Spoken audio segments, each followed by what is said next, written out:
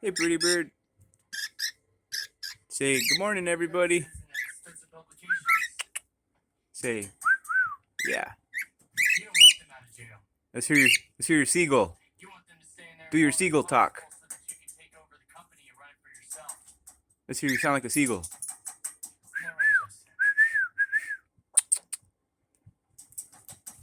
Yeah.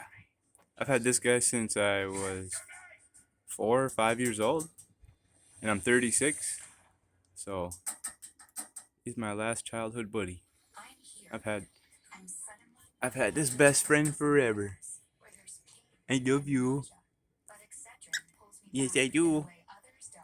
He used to go out of his cage a lot when he was younger, but he's so old we're scared he might hurt himself. He's a he's a reckless flyer. But he used to be out all the time and he gets lots of attention. Lots of treats. Lots of toys. Watches all his videos. All his cockatiel movies. Yes, yes, yes. We just love you. We just love you, pretty bird. Never likes his nest.